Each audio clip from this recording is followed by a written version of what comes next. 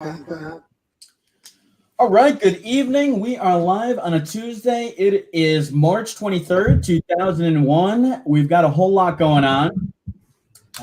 We are open season. I'm sitting here with Justin Lane, Frank Bradica, Alex Tordai. We are all in our remote locations, as we've been doing for the last couple weeks. And we've got an upset-heavy start to the madness. Deshaun Watson, the rumors just kind of keep swirling and getting worse. He's lately been called a serial predator in lawsuit number 13. And if you're counting, folks, we got 16 lawsuits that it's added up to as of now. Josh Gordon says that he's still training to be in the NFL. The Giants have overpaid on a couple key free agents, and the Pats were able to swing David Andrews back into the mix. Over the NBA, the trade deadline is buzzing. Who do you want to see get dealt? Are the Celtics going to actually do anything? Rumors of Evan Fournier and Aaron Gordon maybe coming in here. We'll see if that happens, as the Lakers are without LeBron, and LaMelo Ball is going to be out for the rest of the season as well. Over to the NCAA. Oral Roberts is dancing and pulls off two upsets to put them into the Sweet 16 as Buddy Boeheim scored 25 points to send the Orange into the Sweet 16. We are going to start things out, everybody, with Deshaun Watson being called a serial predator in the latest lawsuit. Things adding up to 16 lawsuits, if you're counting. And the new lawsuits have been filed on Tuesday, stating that incidents occurred in May 2020 and October 2020. He's being accused of being a serial predator. And guys, when we talked about these charges coming out a week or two ago, we didn't think that there may have been a whole lot of basis to it. But when there's 16 lawsuits, 16, we thought that the timing was a little bit interesting. But guys, as they add up now, what do you think is happening for Deshaun Watson? Obviously, somebody that wants to get moved from Houston. Do you think he ends up moving? How does this change the market? How does this change everything that we've been talking about with Deshaun Watson? So, I mean, I think that there's three realistic situations here. One is the easiest. Deshaun Watson is a gigantic scumbag, hiding behind all of his charitable work and everything else that he's been bringing to the table for communities for a while now. Number two, this is my favorite. I think McNair is planting seeds to make Watson stay, make his trade value nothing, make no team want him, so he has to stay in Houston because McNair has shown a history of being a scumbag and, views his players as property. And I wouldn't put it past him. And the third is we have a lot of potentially, massage therapists that are just looking for a quick buck. Right now, it's looking like that first option is most likely. And I think that his stock is tumbling right now, and I think that the trade becomes more and more unlikely by the day. And I don't like where this is going for Deshaun Watson. The NFL being the NFL, the trade value will be fine. Guys, we got a little echo going on over there. Still now. Good now. Yeah. Being the NFL, the trade market will stay the same, quite frankly, and that's the sad thing. And I think you nailed on both opportunities because the lawyer's a scumbag, neighbors with McNair, known him for a long time. So, tinfoil hat theory, I could see it. But, man, 16 filed lawsuits and 24 accusers is a hefty number to try and deny or dislodge. So, I mean, he's innocent as of right now, but it's not looking good. Yeah, I mean, I think always it's for any victim, male, female, it's innocent until proven guilty. But like you guys have just mentioned, 16, I mean, that's a lot. And clearly there's something going on. Again, I think at the beginning we all thought this is just, a way to keep him in Houston because he wanted out. But this just isn't looking good for him. Again, innocent until proven guilty, but I don't see him going anywhere because it's going to take several months to go through all these cases and the lawsuits. And by that time, it's going to be like OTAs. It's going to be off season. And I don't know what the trade value would be for him if there is something that does come out. Yeah, it's definitely a really interesting situation. You think somebody with such marketability, prior to these conversations, and seemed like he was going to get out of Houston, was trying to get out of a 4-year contract.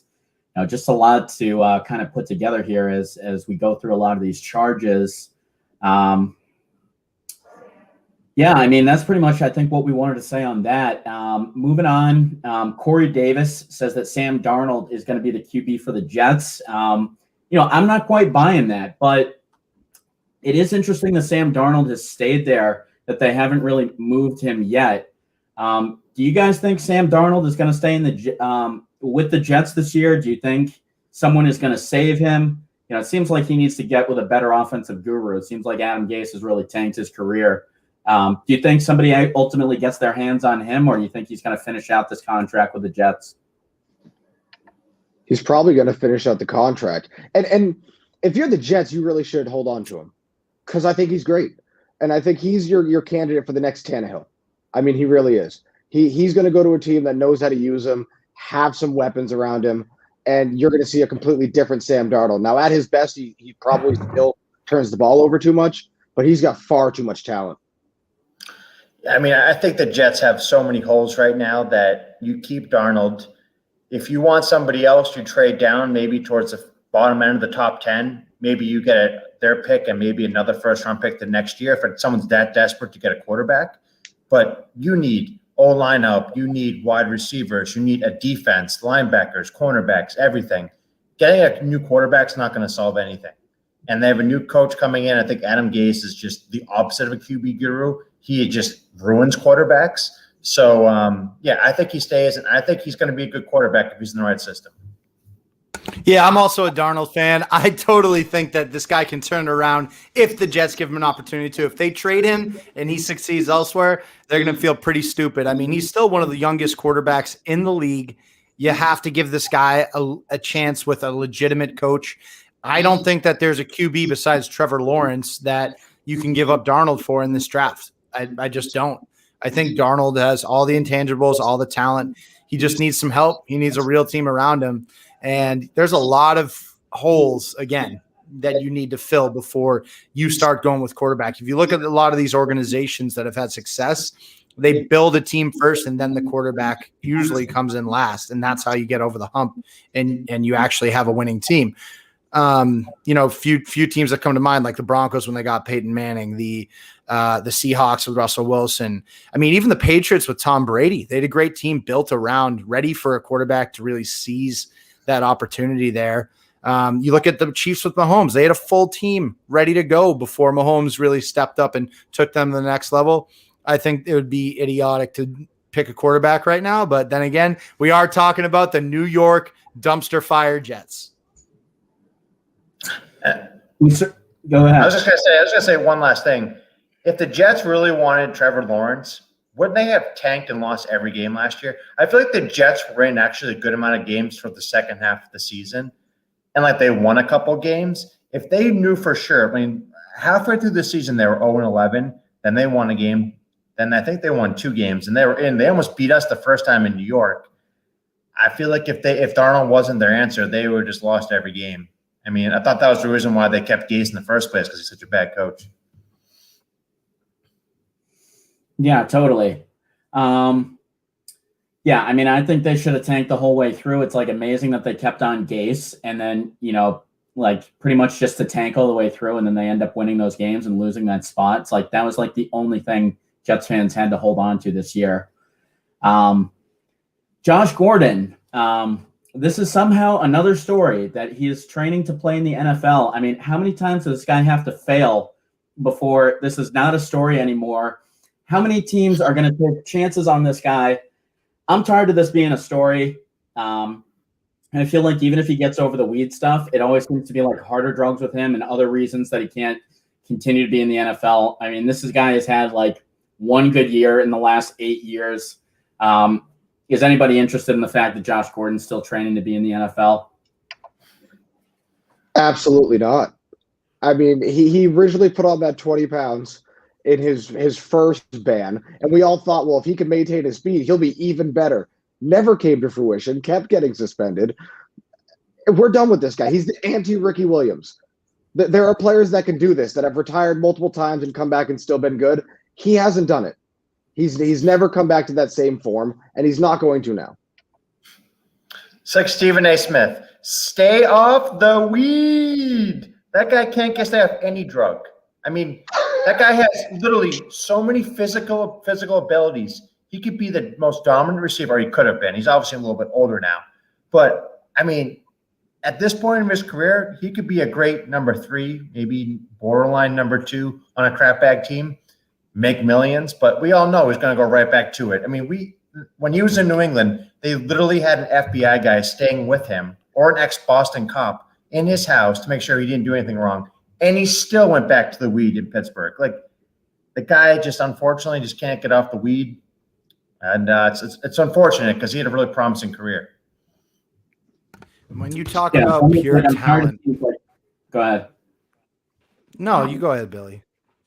I was just saying, it's almost like I'm tired of teams giving this guy like a chance. Like, it's like, I feel like these teams are all enablers to him. Like he leaves the Pats and then the Seahawks are willing to take him. It's like, do any teams like have any respect? I mean, it's like, you just, if another player was doing this, that you would not take another guy like this. Like it's just, it's like, how do these teammates even want a guy on their team like this who can't even play the entire season? And then they're just going to give him a flyer at the end of the year. Like, I just would be annoyed if I was a teammate of his, quite frankly. There is that level of responsibility to your teammates, right? And when you look at Josh Gordon, you got to be able to mute yourself. And you are muted, right? Yeah, he is muted. Strange. Oh, we got some echo. All right. Well, yeah. But all right. Just switch. Yeah, Billy, I was going to say, it's easy to say that like every team should just go away from talent like that, but Antonio Brown is going to continue to get signed because of the talent. They'll take a risk on him. It's Josh Gordon's always going to continue to get signed, even though they know there's a significant risk he's going to go back to smoking weed. If you have elite talent in any sport, a team will take a flyer on you. No, I think that's a great point, but I would just counter that with at least Antonio Brown showed that he can be a good boy with the Tampa Bay Bucks. Like, at least he got through a season and showed that he can do that. It's like Gordon it's proven that he is not going to make it through a season without a drug bust. I mean, he hasn't done so since like 2012. So I must say though, the ultimate respect factor was when he used to admit doing shots before games of alcohol, like Hennessy, and would go out and get 3 touchdowns. Like 30 yards. That's the type of guy that I want. Hey, when he was, it's like Dan Wells pitching a perfect game when he's drunk. It's great.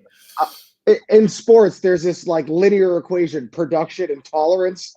So, I mean, I don't know how he's still getting chances because his production's been down here for long enough to where I don't know why people are still tolerating him.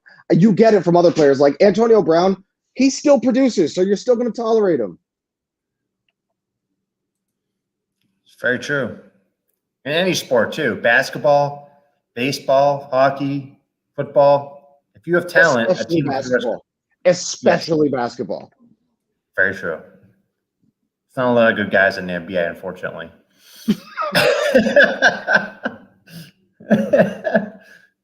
Not a lot of Peyton Pritchards out there. So, I mean, the Pats opened up their wallets last week. The Giants are the team that's been opening up their wallet this week. They overpay, in my mind, on a deal to I was muted when you were talking. Barry Jackson. Maybe you just need to turn all your levels down. I can hear you through here. as well as also paying for Galloway.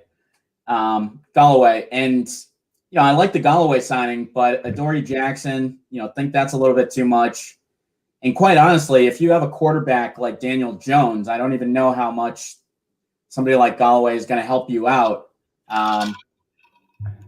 What do you guys make of the Giants? It seems like they're spending a little bit too much cash over there. I absolutely love the Giants, man. I love what they're building. I like Daniel Jones a lot. Love Saquon Barkley.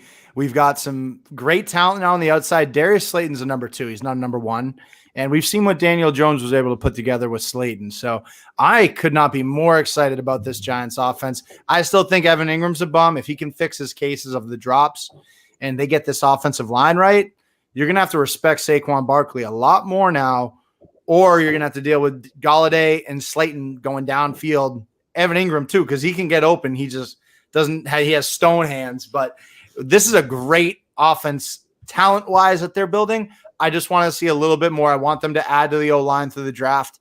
I want to see them potentially bring in some free agents for the O-line, and this offense should be pretty explosive. If not, if you don't give Daniel Jones the O-line, then you can't completely give up on him. Until we see him play with the real O-line, we don't know if he's a bust or not, because their O-line last year, it's the reason Saquon Barkley tore his ACL was their lack of blocking and having to try to do too much. So I think you got to give him a shot, and I really like what they're building in New York.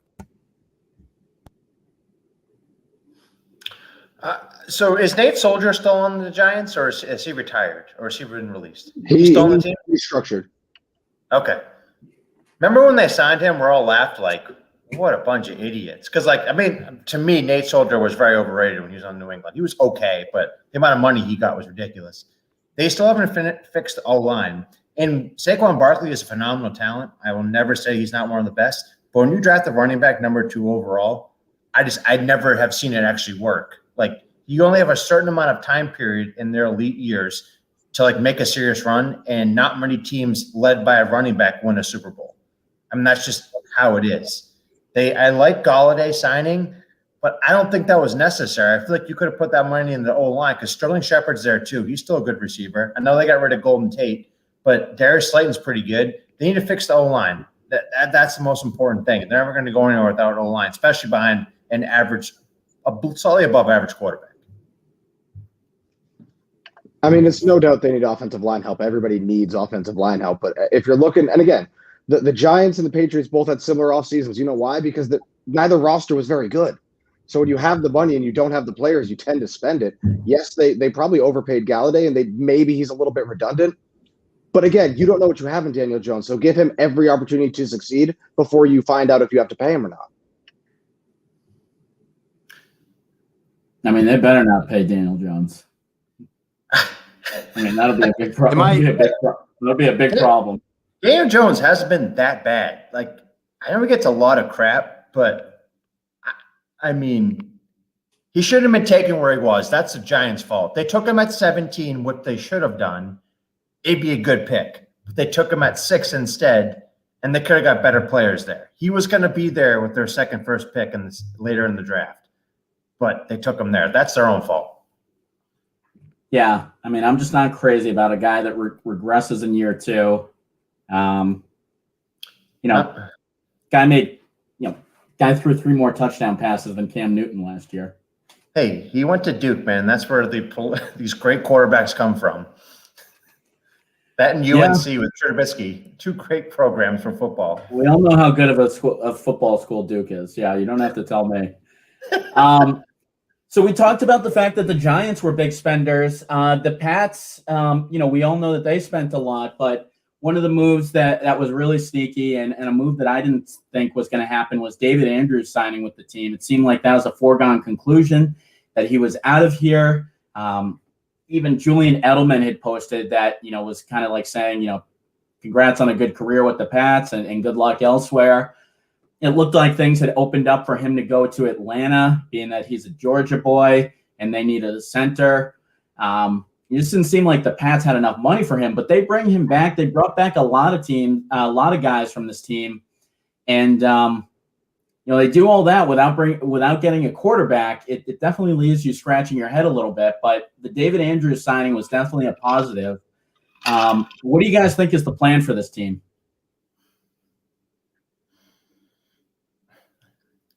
So I think them not having a quarterback yet is not a problem.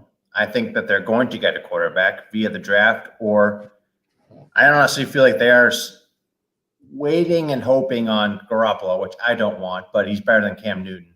The David Andrews signing to me was one of the biggest underrated signings that didn't get talked about.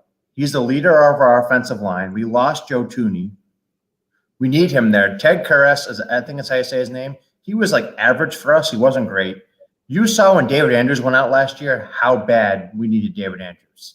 And he came back for way less money than he could have got going to Miami or Atlanta.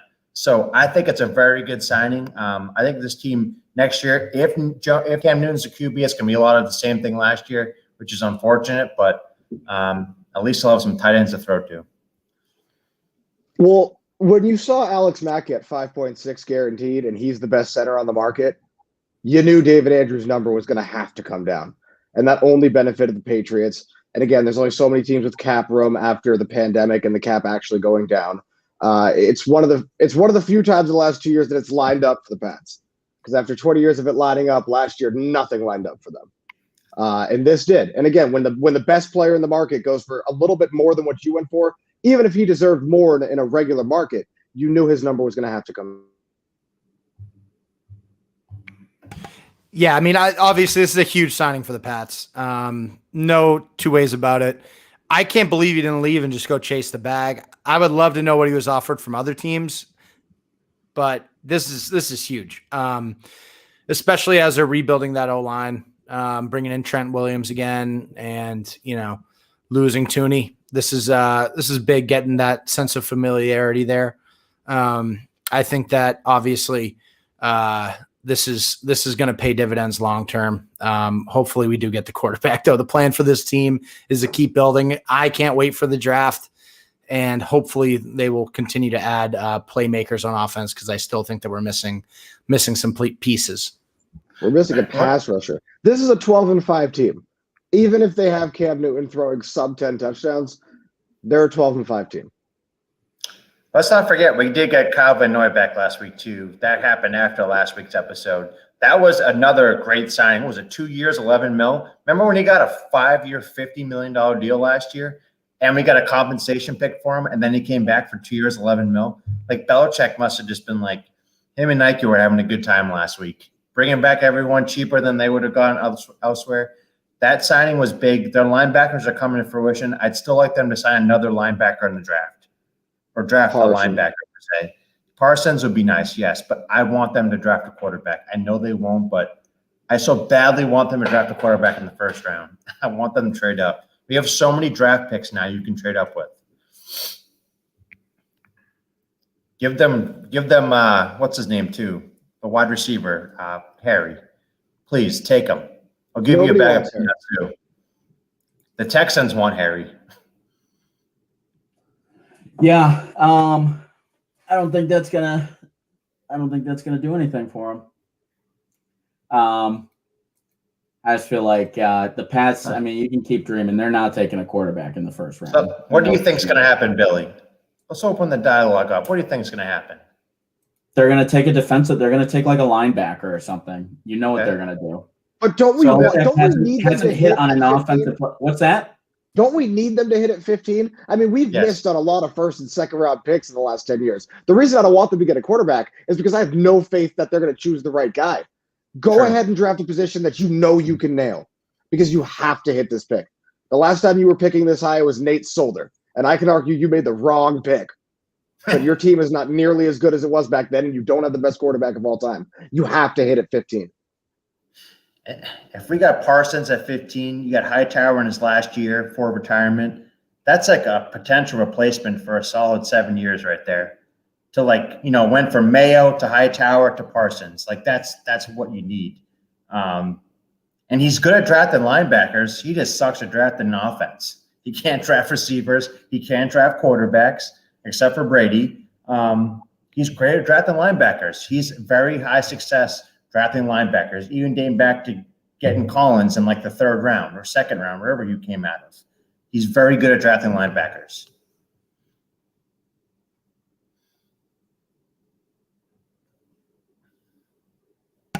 When you look at a lot of the mock drafts out there, I keep seeing them go with Mac Jones, and I think that is just the perfect Patriot fit right there. How do they not pick that guy? He's a winner. He's from Alabama.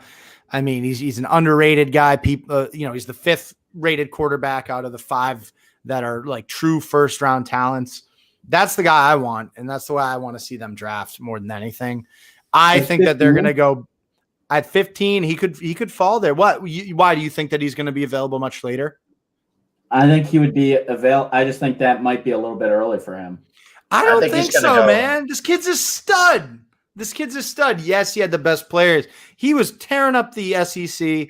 I mean, yes, he had some great offensive talent, but that's the thing. Sometimes when you look at the guy that was overhyped in college, it ends up being the duo player that he was kind of paired with that was really the shining star. So when we look at Texas A&M with Manziel and Mike Evans, man, look at what Mike Evans was able to do at Texas A&M, and he got like no media coverage, man. He was just another. I mean, he was unreal, but like he didn't get that kind of coverage. Same thing could be true in a reverse situation here with Mac Jones and Devontae Smith. I mean, hey, maybe Mac Jones is just as good, if not better, than Smith. Maybe he deserved the Heisman, but. Hey, I guess we'll see what happens. I'm a big Mac Jones guy. I think that they're going to trade the pick, move back, consolidate, get more draft picks the Patriot way. But at the end of the day, I want Mac Jones at 15. Give me Mac Jones. If it was just Smith, heard, but it's not just Devontae Smith. Jalen Waddle's going to be a top 20 pick. He's going to get 3 offensive linemen drafted. His running back is probably going to be the only running back drafted in the first round this year. He has a top 5 defensive, like top 5 college defense of all time behind him. Like, come on. Alabama's in one of the greatest dynastic runs in college football. And you just can't tell me that he's closer to being the next A.J. McCarron than he is to being the next Tom Brady. He is not a 15 overall quarterback at all. Yeah. Let's not forget, he also had Henry Ruggs last year. I think he's going to go before us, and I think it's because some team's going to reach for him. And I think that teams just get so desperate and happy talking about quarterbacks. I honestly don't even think he's the 5th best quarterback. I think the kid from Oklahoma State's even better than he is. I honestly, or not Oklahoma State, Texas A&M, I mean. I don't think he's that great. I don't want him. He doesn't do it for me. I think he's going to be an average quarterback in the NFL. We need to hit on this pick. We have not hit on a pick in a very long time in the first round. We need to do it. We certainly do. I mean, I just feel like I would love to take a quarterback more than anything in this draft. I just feel like every year, every position that I think the Pats actually need to take, they just never take it. Well, hey, we took a kicker in the 5th round last year. He got released today. Didn't suit up for a game last year. Yeah, I love his Pats. So one other thing that happened of note was Kyle Fuller signed a 1-year, $9.5 million deal with the Broncos. And with that happening, we keep talking about Stephon Gilmore, maybe him holding out for more money. People really haven't talked a whole lot about him, and I wonder if his market's disappearing a little bit. He's a little bit older. I don't know if he's going to be able to quite get the amount of money that he thought that he may be able to. Do you guys think the market for him is disappearing? Do you think he'll be with the Patriots this year? I mean, it seems like the Pats, even with the improvements that they've made on defense, they still need a guy like Stephon Gilmore to ultimately have this be like a Bill Belichick defense. They still need somebody that can take one side of the field. So do you think the Pats give him another raise, or do you think he'll ultimately be out there on another team? I mean, he's got to be the only trade chip we have for a quarterback. So if the Pats are going to acquire any of the quarterbacks, the Darnolds, the Cousins, Garoppolo, if they're going to acquire one of these guys, even if they had gone for Watson, which I think is now a dead issue, I think it would have started with Gilmore in first. I always have. I just don't see us paying him. We didn't pay Revis. We didn't pay Asante Samuel. We don't give corners the second contract. And I just don't see us doing it. I also don't know if he still deserves it. He's a lanky quarter in his 30s. I mean, they don't typically age well when they're not quicker, when they can't move over to safety. I just don't. I think the only thing I'm confident of is he will not get a raise here. It also makes things complicated because he's going to want that contract from that next team wherever he's going, or else the team's not going to want to trade for him. So it has to either be a shitbag team that has a lot of cap space that is looking to sell tickets, or a team that's, potentially like a San Francisco 49ers to give away Garoppolo, that's a cornerback away from being a really good team. There's not many of those teams out there. There's more of the really bad teams that would be willing to pay Gilmore top of the dollar money, idiots like the Jets, a type of franchise like that. He's not going to get that contract here, though. I agree with Frank. His play last year, honestly, took a step back. I know he was injured. I honestly don't even think he should have won Defensive Player of the Year before. But he was a great cornerback that year, and I just see him going down from here.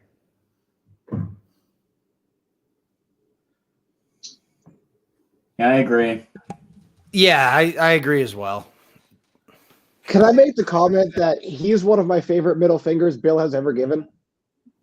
Malcolm Butler, you want X amount of dollars? Okay, in the first 10 minutes of free agency, we're going to get Adam Gilmore, highest cornerback ever money. See your ass later.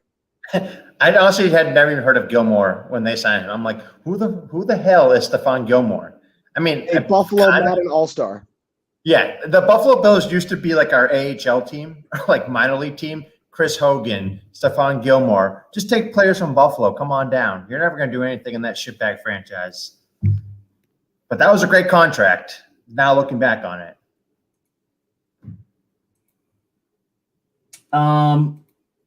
So transitioning on to the NBA, the Rockets are progressing in talks to trade Victor Oladipo. I mean, that's no new news. They've been trying to trade him all season, basically. The real question that can usually be, easily answered is, will the Celtics do nothing? We obviously know the answer to that. They won't do anything. But is there a chance, guys, that they do anything? I mean, it's been 6 years. Yes, they have. If they don't do something now, I don't know when they're going to do it. They've got all the young talent with all the potential. He feels no pressure. He's like, this guy he hasn't done anything in 20 years, and this guy couldn't be, just no pressure or anything like that. He's like, I listen to the games, don't have any pressure on me. This team isn't good enough to win a championship. It's just like every year they're in the position where they're not good enough to make that move, and it just feels like they're never gonna. I mean, what are they going to do this year? Bring in Aaron Gordon? It's funny. I mean, some people need coffee to wake up. Billy Allen just needs Danny Ainge, and this kid will jump out of his seat and punch the camera. He hates Danny Ainge more than anybody. But I agree with them. We're going to have to do nothing.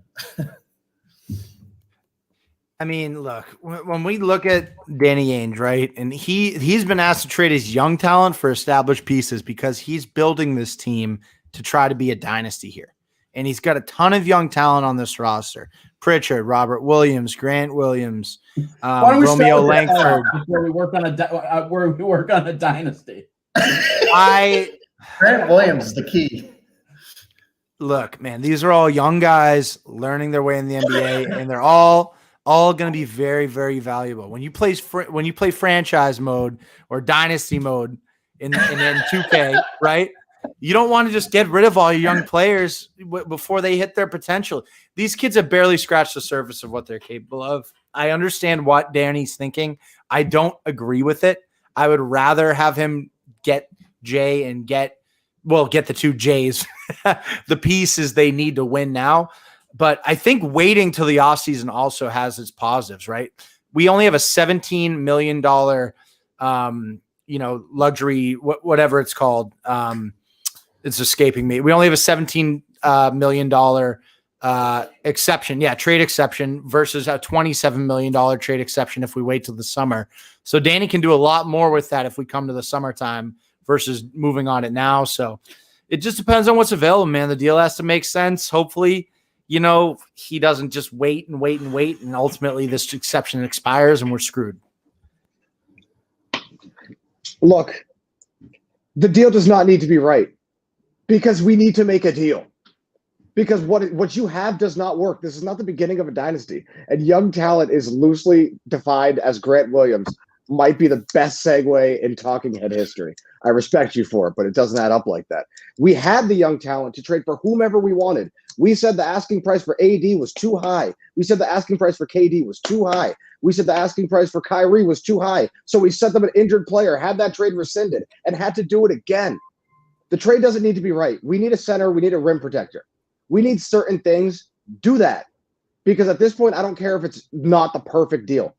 Like, you need to start making trades based on how the team fits together. Because you when you had all that talent and you had acquired all your assets, you kept it too long. You didn't get nearly a good enough return for Kyrie, for Rozier, even for Crowder. I mean, just he needs to do more and he needs to be less demanding.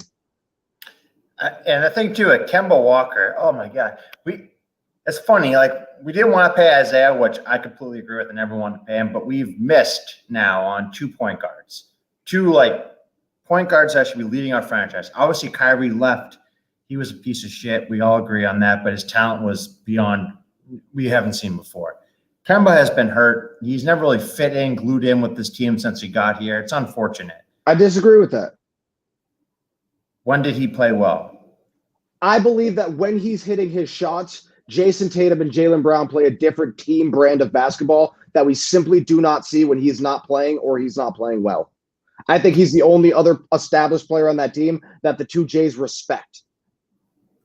I agree with that. I just wish at the beginning of the season, does anyone agree with me that there was more team basketball being played? And since around the All-Star break, before the All-Star break, it became Jason Tatum step back 3. That's his only move now. He's becoming the player that we didn't like 2 years ago. He's going back to that mode. Obviously, he doesn't trust anybody but Jaylen Brown in this offense, so that's all he does. And bringing back Marcus Smart has done nothing. Good defense, but I think we all thought that him coming back would ignite this team, set a fire under their ass. It hasn't. And I just, at this point, I don't even know getting Aaron Gordon's going to accomplish anything. This team is what they are this year. Whoa. What do you mean getting Aaron Gordon's not going to accomplish anything?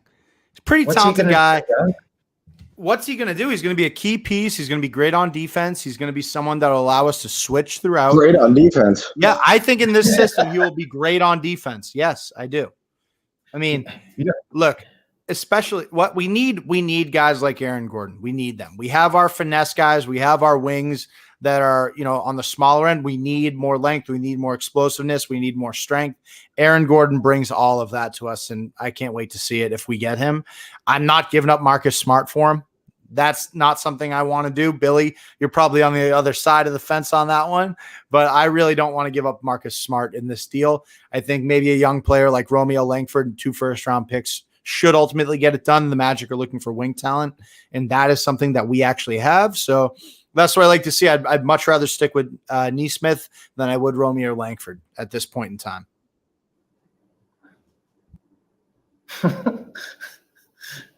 I'll give you a French croissant for Feg Nikila. That would be screw that white. Give us Julius Randle. Yeah. No, you know a name that's been talked about a lot lately on the NBA, not just Celtics, but the trade buzz has been Lonzo Ball.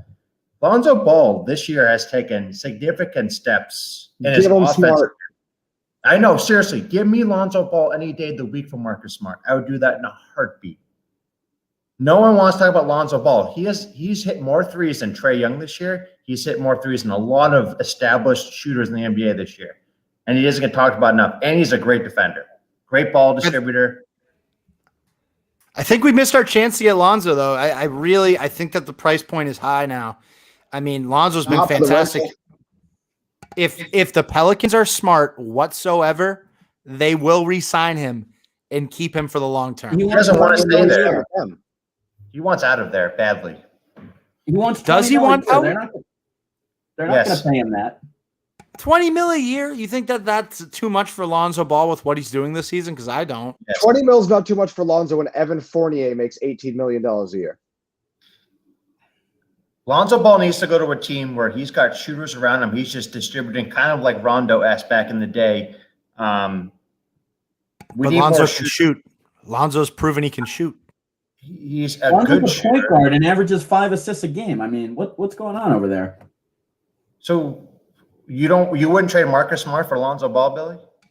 No, I mean I would trade. I mean, the Celtics are never going to do that, though. I would. They think Marcus Smart is the greatest asset ever. Dude, he's been available to trade in so many deals, and they will not trade him. They will not trade him or Jaylen Brown for like freaking James Harden. So they're not going to trade him for a freaking Lonzo Ball. Look, I don't think Marcus Smart's mincemeat either, right? It's just like when Kemba came back. You need to give him some time to reacclimate, get used to the NBA game again. I mean, this is the top players in the world going at it every night. And it took Kemba 10 games, and I expect it to take Marcus Smart about the same, and I can't wait to see the Marcus Smart of old back out there killing it. Having said that, I do think that I would trade Marcus for Lonzo straight up in a heartbeat. Throw in LiAngelo too. Make it a deal. Sweeten the pot.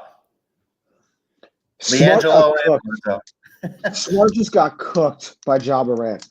It felt like every time Ja Morant wanted to enter into the lane, Marcus Smart was just spinning around and letting him do so. Yeah, And that's the thing. Lonzo Ball is now a top tier. He's guarding the best player on the other team more than any other player in the NBA right now. You can't take that away from him. That's what he's working on more than anything. It's his defense, and it's really coming along. Yeah, he's so long. I mean, something you can't teach is height. I mean, he's just really long. I mean, he definitely has always had the potential to be a great defender. I think he can even get. I think he can get even better as a defender, honestly. You know, and he didn't have a shot at all when he came into the league, and he's up around 40%. I mean, think about if this guy gets his shot right. I mean, obviously he was good at shooting at the college level, but he had no shot when he came in. And he's kind of completely transformed that into almost 40% a night. So, I mean, you got to assume that there's a little bit more ceiling for him to reach as far as a shooter, too. He's only 23 also. I will caution about these 3-point numbers like I do every week. The bubble's not forever. And eventually these role players, these mediocre shooters, those numbers are coming down. This many NBA players are not 40% 3-point shooters. They're not. Like Aaron Gordon is a career 32.8% 3-point shooter. This year, 40%. This year, 40%. Career average, almost Marcus Smart's. This year, 40% would be a Hall of Fame 3-point shooter. I just have to believe everything regresses back to the mean, and everybody's been a better shooter since the bubble. That includes Jaylen Brown as well. I agree. Yeah. But Scary Terry, I mean, he's only the flip side of things is, guys, these dudes aren't going out and partying like they normally would, right? They're NBA players. I don't know if you guys have ever heard Blake Griffin stand up, but when he jokes about them partying and all that, I mean, it's spot on and it's true. These guys have more time to be in the gym and work on their shots than ever.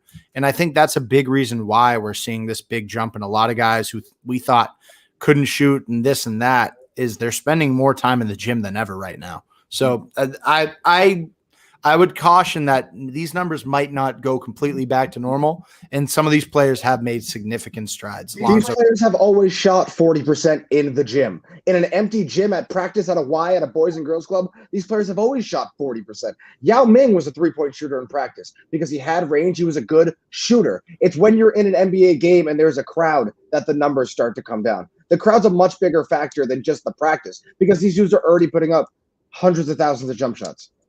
And yes, I don't. They obviously get better from year to year. They get hot, they get cold. But not having fans is massive to the improvement.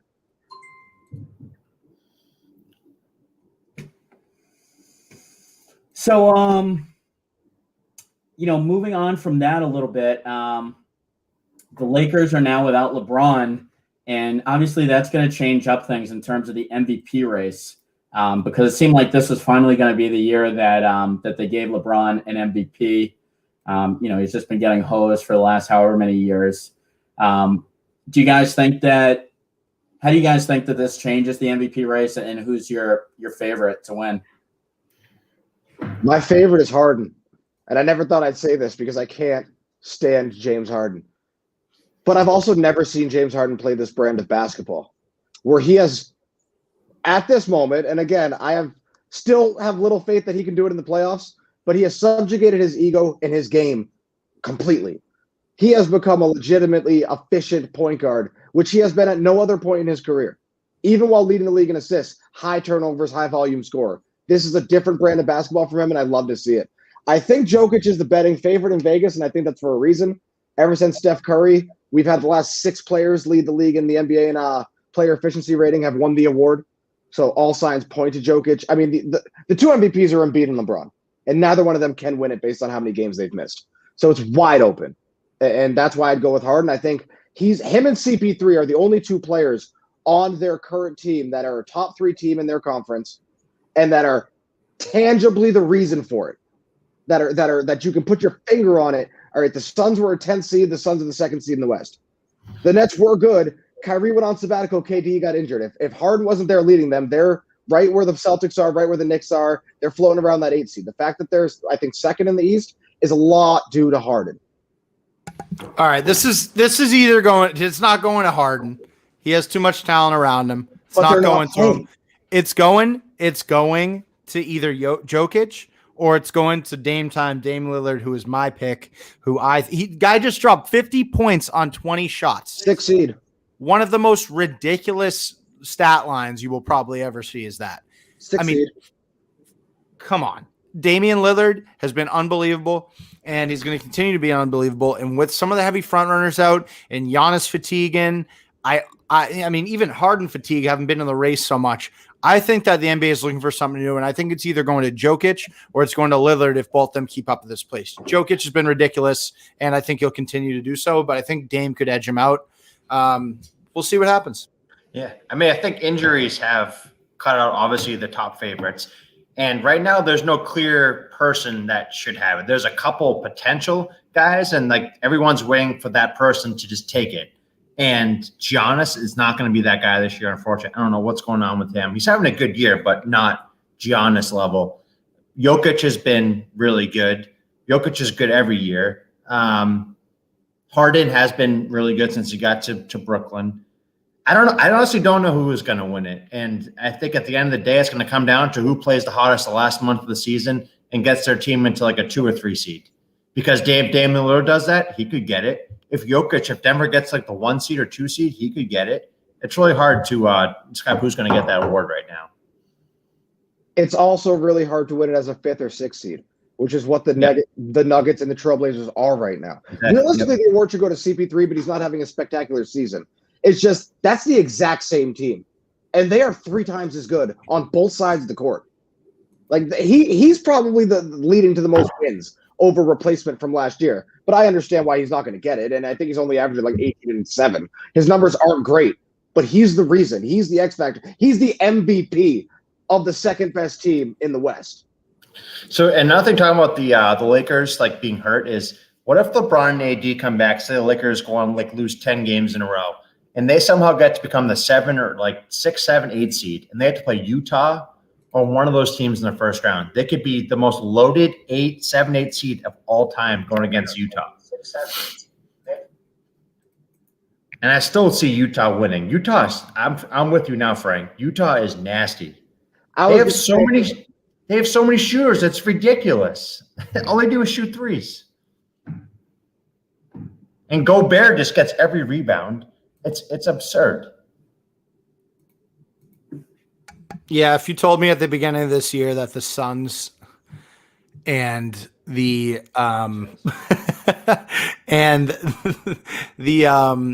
the Sixers would be in like the top tier teams in the NBA, I would have said and the Jazz as well. I would have said you're crazy, but clearly these teams are all legit. I'm excited to see what they do in the playoffs. And Whitey's Knicks too. They're actually having like the best year they've had in how long? Since Melo was Melo in New York. Tom Tibbs has got them playing. RJ Barrett has been phenomenal this year. Everyone said he was going to be a bust after his first year. His numbers are pretty much on par with John Morant's are this year. RJ Barrett's been a really good player. The Knicks are actually going to be a really good team, and Randall's playing top 15 MVP numbers this year. Too bad he's on the Knicks. Knicks are coming. They're doing better than the Celtics. If Randall was putting up these numbers and the Knicks were the number 1 seed in the East, he'd be the betting favorite for MVP. That's what the award usually is. It's a narrative award for the team with the best record. The issue is the teams with the best records all have their stars get injured, and now it's topsy-turvy, which is great for the NBA. It's great for a consumer because usually we know the champion and we know the MVP by about the All-Star game. So true.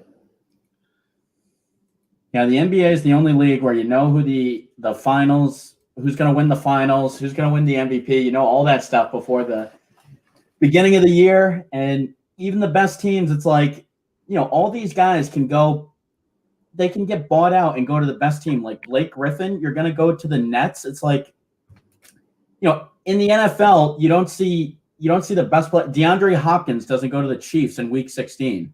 Like But Ben McAdoo does force his way out of Buffalo, I think, and go sit on the bench for the Lakers because he wants a ring. In the NBA, this has happened across every generation.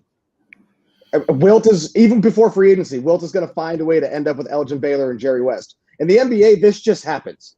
People need to understand they hate it when players do it, but they don't mind when GMs do it. Every decade has dynasties in the NBA. It's just that sport. So true. I still don't understand why Andre Drummond hasn't played a game. Is he on a team yet, or is he just the GM just continue to sit him? Why don't they just buy him out? I don't understand why they won't just buy him out. I get it. You want something in return, but You're not going to get it. You're not going to get it. Everyone knows you're just going to get bought out. The most you're going to get is like a protected first-round pick. That's all you're going to get for him. Just release him. Sure to traded him earlier on in the season.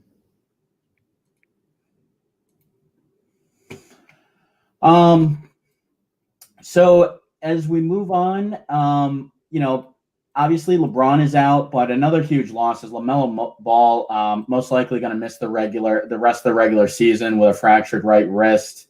Anthony Edwards has really been playing good as it seemed like LaMelo Ball was definitely going to be the rookie of the year.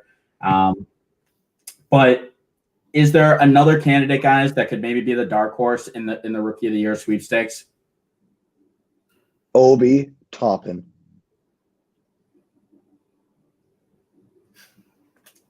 I agree. Has he played well? He's played 4 minutes this year? No, he's been trash. I thought he was going to be good, which is why I said that, because I could be wrong too. I thought he was going to be good. He's been awful. Wiseman is, good enough to win it, but hasn't played well enough to win it. I think it's Edwards in a one-man race to take it from where LaMelo left off, because obviously LaMelo can no longer add to his campaign. Yeah, LaMelo, hands down, runaway favorite for rookie of the year. There's no way anyone was taking it over him. I mean, his command, his comfort on the court. It reminded me of Luka a lot when he came in. It's just like he just belonged, man. From day one, he belonged.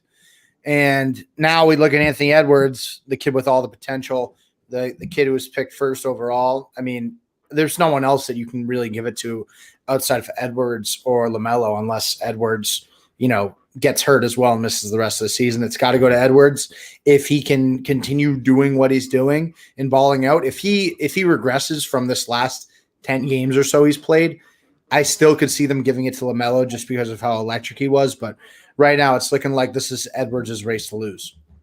How about the shooting guard in the Kings? What's his name? Yeah, Halliburton. He's having a pretty good year. I mean, he was taken, 14th? I don't know. I forget where he was taken, but everyone talked about him, and everyone's saying the Knicks should have taken him. He's been pretty damn good. Anthony Edwards is going to win now because of LaMelo Ball getting hurt. And Anthony Edwards, at that same time, has taken his game to a whole nother level the past month. He's putting up – didn't he score over 100 points, 120 points, 3 games in a row, total? He scored 41 points recently. He's a stud. And everyone that compared him to Dwayne Wade, going in the draft, I laughed. I'm like, I don't see it. I'm not saying he's ever going to be Dwayne Wade, but he's a damn good player, and Minnesota needs that. Yeah. He's exciting. He's explosive. Yeah. If Karl-Anthony Towns just played with that explosiveness, man, that team could be something else. I think Towns is just checked out. I think he wants to be around some young fellow studs, and he wants to come to Boston and play with the 2 J's. Give it to me, Danny. Do it for me. He's got 2 studs. He's got Russell and Edwards. Get it together. Karl-Anthony Towns is checked out from basketball. Yeah, I think he has very little desire to reach his maximum potential on the court, as he's an intellectual kid who's got a lot of money and has gone through tough times with his family, and I think his priorities in other places. I don't hold that against him, but I think if anybody's still holding out for Karl-Anthony Towns to become what we thought Karl-Anthony Towns was going to be, you're over. He is not the next AD. He is not the next great point forward. He's a super talented guy who's not very productive he doesn't necessarily translate to wins, I should say. It's funny. He actually played at his best when Tibbs was there, but all he did was bitch about Tibbs. And since Tibbs has gone, his career, although he's putting up good numbers, it's kind of been in a downward spiral since Tibbs too. It was that combination. It was a player that could hold him accountable and a coach that could hold him accountable, and you got to see more juice squeezed out of the orange. Right now, no. And for the record, if they want to keep him happy, they'll never put another player or coach like that around him again, unfortunately. Yeah. They had Jimmy Butler and Wiggins. I don't think he'll ever do anything in the NBA, unfortunately, but he's still young. Jimmy Zach Butler, Levine. him. Who? Zach Levine. Yeah, it's Zach Levine too. Like, what the hell? Zach Levine is a stud now. Hell yeah, he is. Remember when the Bulls gave him that contract? Everyone's like, what are you thinking? He's worth every dime. They look great for that contract now. Granted, like, do you see him doing that in the postseason? Probably not. But he's a great regular season performer. Granted, I've never seen him in the playoffs, but he's guard Giannis. Just so we're clear, I understand he's got good. I think a good 3-point percentage this year, but we already know how I feel about 3-point numbers this year. He's not a great shooter. He's a lot like guard Giannis. He's not very efficient. He hits a lot of shots. I just can't believe the Timberwolves looked at Levine and Wiggins and they were like, yeah, let's just give up on Levine and keep Wiggins. Like, I just don't understand what was going through their heads when they did that. When they drafted 3 first-round point guards and they traded away the only good one. Oh, who did they had Flynn, Rubio, and no, not Rubio. Yes, Rubio. And who was the other Flynn, one? Rubio, and I wasn't prepared for the question. Yeah, But forget. it doesn't matter because they drafted 3 point guards all inside of the top 12 picks, and they traded away the only good one. Oh, Flynn wasn't Curry the same year as Flynn and Rubio? Yes, they could have drafted Curry and they chose not to. They could have drafted Curry twice. They drafted Rubio and Flynn instead of Curry. Did Flynn, I don't think ever played an NBA game from Syracuse, right? He was like, Oh, he played, but he sucked. Terrible, terrible. oh God, what a terrible decision. You have 2 top 10 picks, and that's who you come out with. Yeah, like, don't just take the picks to pick them. Like, trade down or something. Like, why would They you also traded Kevin Love for the first pick, Andrew Wiggins. And at that point, Kevin Love was a top 10 player, and they got Andrew Wiggins. They could have had Love and Towns for like another 5 years of Love's prime.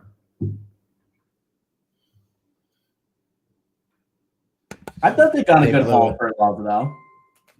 They got Wiggins.